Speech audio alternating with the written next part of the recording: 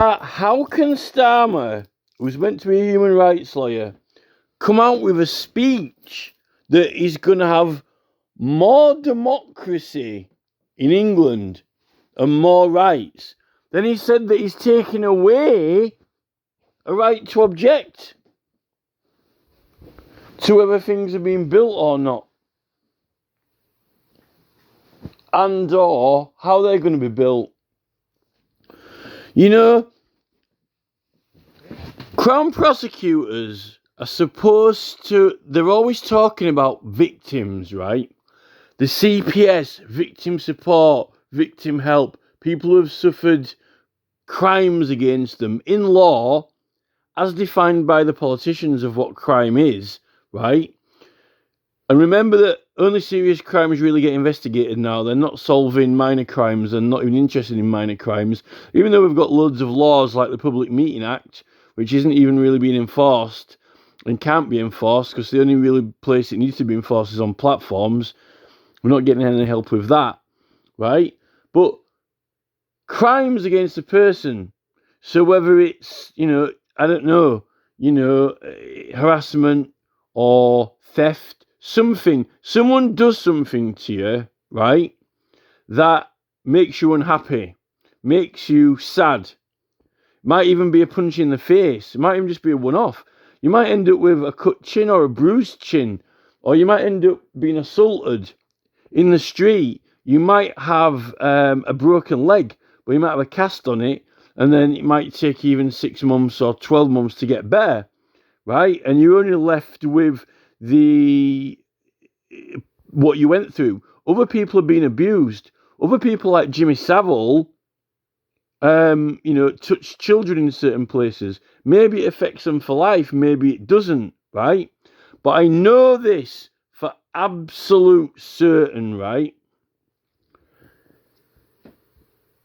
When you live somewhere every single day that is your home, and it is a certain way, inside and outside, no matter what size it is. It could be a shoebox. Could be a shoebox. You could have a garden, could have no garden, right? I never lived in a terrace house with no garden. I'll say that, right? We had a garden. It wasn't big. I went to the park down the road. I liked the park. I grew up in the park. I climbed the trees in the park. I did not ever care about anything bigger, any bigger house or anything. We had the park. It was for everyone, right? The council took that park away, right? Demolished it, built on it, gone, right? No, we didn't get any notice, no warning, no saying it. We were too young for that then.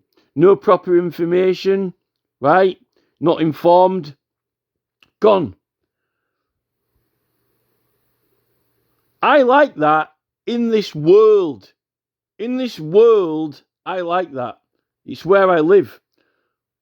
And when I travel around this country and I get back home, there were specific things that were home. Specific landmarks or buildings which were literally the symbol, the burning, shining symbol of home. I'm home. Literally like in Lord of the Rings, we're in the Shire, we're home, right? That is what life was. Not my house, not where I lived. Other people's houses. Not when I got home or when I went home, but actually other people's things that were part of my world that I liked. I didn't even need to go inside there. I didn't even need to touch it. But it's like on the song The Passenger. It is the world you live in. Now, I don't know what it is with Starmer, right? But no matter how many professional psychologists he's worked with through the CPS, no matter how many people he's been in command of or in control of or organising, police chief officers, right? There's one thing that I don't think he understands, because the CPS have never ever eradicated crime. They don't know how to.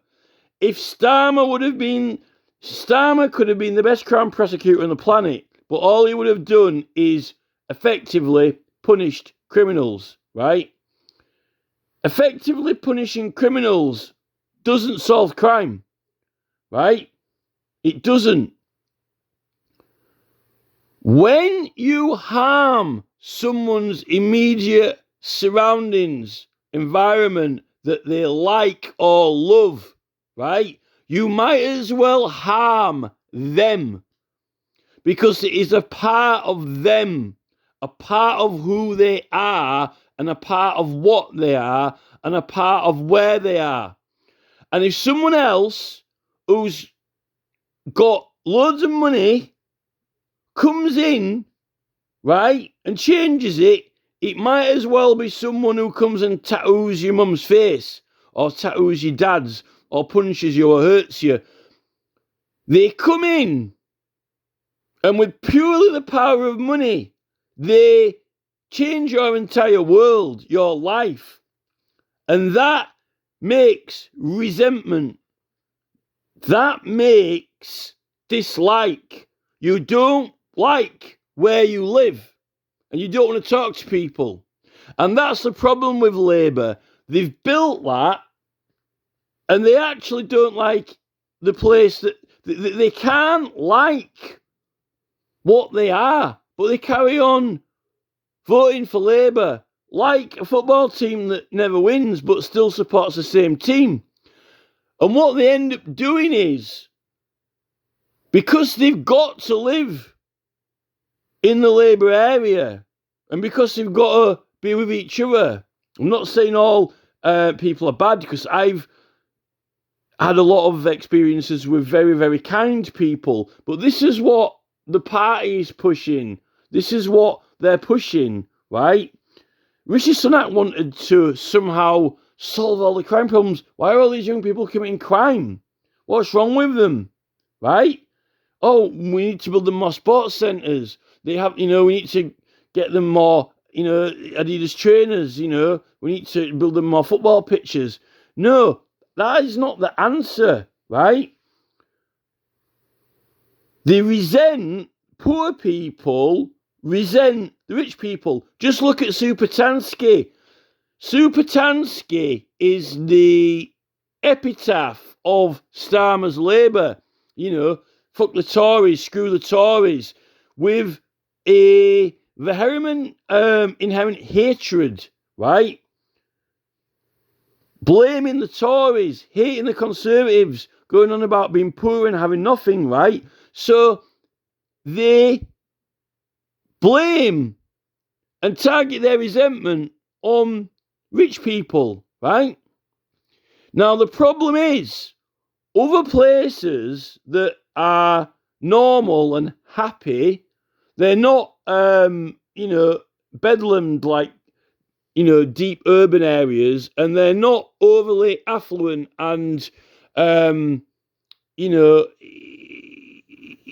they haven't got too much, like, Rishi Sunak. The people who are happy with how things are now, right, have got to suffer Starmer's Armageddon of building, right? Apparently, we can't stop it.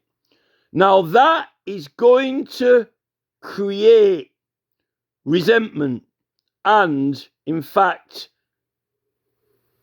anger, right? And what Keir doesn't understand is that he's actually harming them and hurting them by allowing people to harm them like a assailant harms a person, right?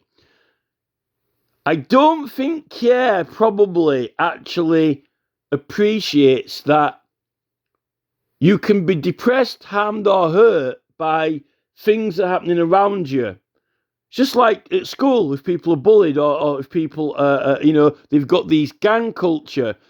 In fact, the inner city gangs, the gangs that carry the knives and go around with the knives and people don't go out, and in London, knife crime, the intimidation, we're getting that from builders because they're cheating the planning. They haven't stuck to the planning rules the whole time. They've never stuck to the planning rules. They haven't been putting notices up, or they've been putting the notices up after the time to appeal runs out. They've been cheating and sneaking and scamming the building regulations so much that if people did have a right to object and know about it, or if the council hadn't gypped them off, right, or if the petitions had been accepted for the value that they are, with significant numbers of support, and all these panicking campaign groups are out there, Save the Greenbelt, then half of the stuff that is being built wouldn't have been. And people wouldn't have been miserable and frantically panicking in Facebook groups trying to get more support than their immediate social circles. And I'll tell Starmer this, right? If he goes ahead with this plan, I don't think that people will like it. I think that that he's going to see more Colchester Council Watch style actions, more Rachel Eleanor Love style groups, and they're going to form together with groups like Vobes. And I think, maybe they tested it out. They've tested this out. Well, we had half of Wales opposed 20 mile an hour, but, it didn't work because, even though they got 500,000 signatures, we managed to fob them off. We've tested it. We can take on these opponents. Same with Stop ULEZ.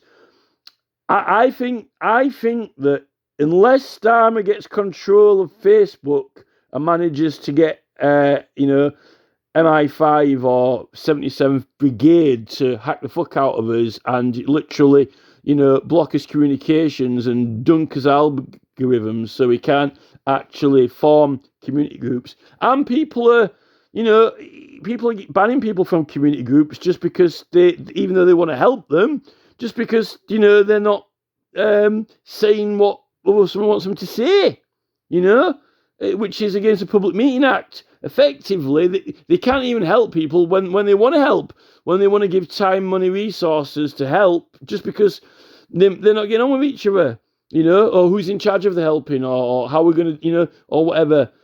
And that's because of a culture that Mark Zuckerberg's created with Facebook, the ability, power, like what Starmer's got, power. You can just block people out, which is, I think, what Starmer wants to do with these new houses, just block people out. So what if the whole community in the area doesn't want new houses there?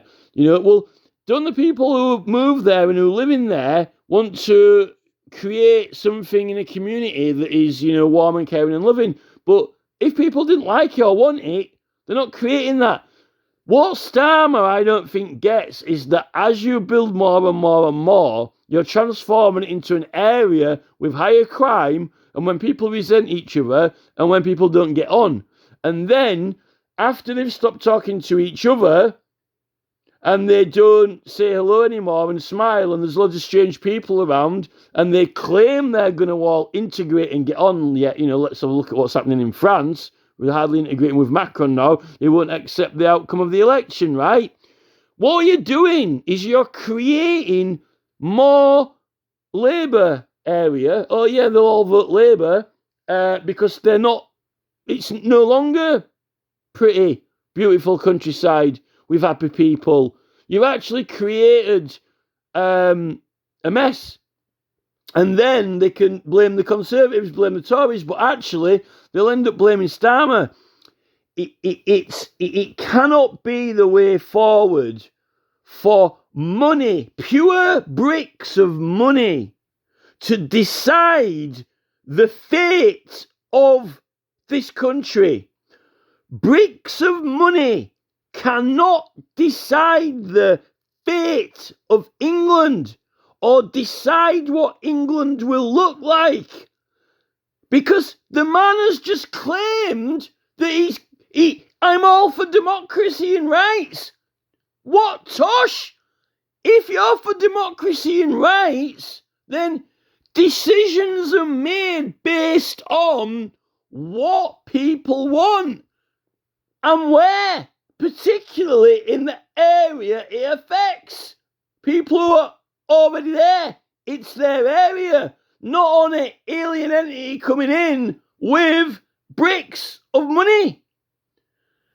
How can this man claim, right, in any realm of intellect, ever to claim that he stands for working class people when no one can afford to build anything because the Tories have put the prices of everything up nearly a third, which is causing everyone to be cold and have mold in their houses because they can't fix them. Wouldn't someone who claimed to be in a party called Labour, which was for the working class, ban companies from charging too much for products? Have a maximum cap on what you can charge for something, actually based on its cost, a certain percentage of profit. And then people can afford things, can afford to repair their houses, can afford to heat their houses, but apparently not, because then they won't be able to rinse us all and fleece us. You know, I can see why Jeremy Corbyn got removed and kicked out from this party. And it is because there is absolutely no democracy in this Labour Party at all whatsoever. There can't be. And, when did Starmer suddenly start appearing wearing these glasses? They just appeared in the last, 6 months. It's a black framework. It's a bad framework. The law's crooked. It's not my fault. It's just a bad, we've got a bad government, a bad framework, but I'm going to carry on with that and fly the flagship. It's not difficult. I just don't get it. How can the fate of any community be based on anything other on any individual decision on any individual matter, not be based on the people who it affects? I'm quite surprised Starmer isn't actually going to remove juries from the Crown Court. In fact, why doesn't Keir have builders on jury service? You might as well, only have people, if you work for construction or highways, you can be on juries. That would surely solve his planning problems. How about Keir opens a new court, a court of planning application requests, separate from the council, and everyone who serves on the jury must be employed by Balfour Beat Me, or Keir, or Taylor Wimpey, or how about Amazon? You can only do jury duty at the civil court if you're a builder. If you do building jobs, and then you can decide whether they should be building or not based on whether you're getting a business from it or not. How maybe that could work? I don't get it.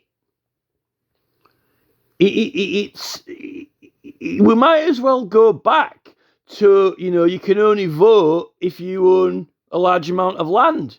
People can only build if they've got X amount of money. We're meant to have, Barry Sheeman is, we're going back to the Dark Ages. We want to make progress. We don't want to be going back to the Dark Ages, to the Stone Age. Effectively, you could only vote or have a say in what happens if you owned land or had over a certain amount of money. Now, Keir wants to go back to that model where if you're, stinking rich and, you've got building companies and shares in developers, effectively, I vote to build these houses. Oh, well, there you go. No opposition. It's literally like standing. It's like some of these parliamentary seats that go unchallenged. Oh, the Tories, won a seat unchallenged. That is effectively where it is. Well, it's unchallenged because you don't have the right to challenge. How about changing the electoral rules so you're not allowed to challenge Labour? How about, there aren't, you might as well make the law so you can't have multiple political parties. There only has to be one called Labour. It's so insanely ridiculous. I just don't know where he gets his ideas from. And the fact that since Trump became president, the corporate elite have been raking in more money than God. Probably made more money than than they made in the last 10 or 20 years since Trump was in. And now they're going to unleash it all unrestrained. It's just insane.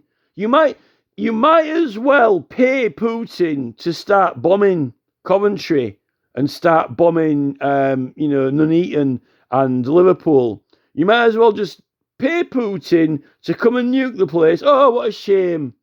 We didn't like those areas anyway, but don't worry, the government will pay the compensation for the war damage, a bit of furlough. Now we'll pay for some houses, they might as well bomb the place.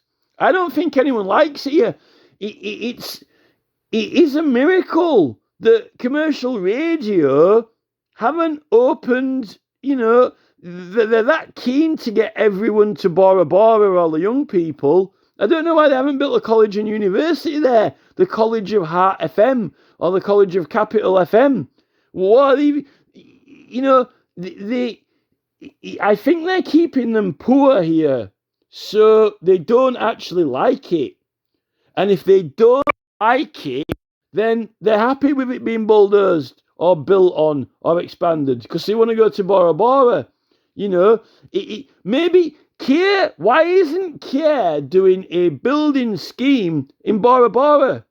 So, all the builders and teenagers can go work there, build houses and start their own new community there if they don't like it here how it is.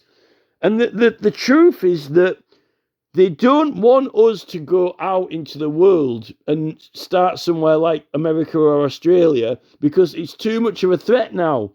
They want other people to come in here and put the fire out here.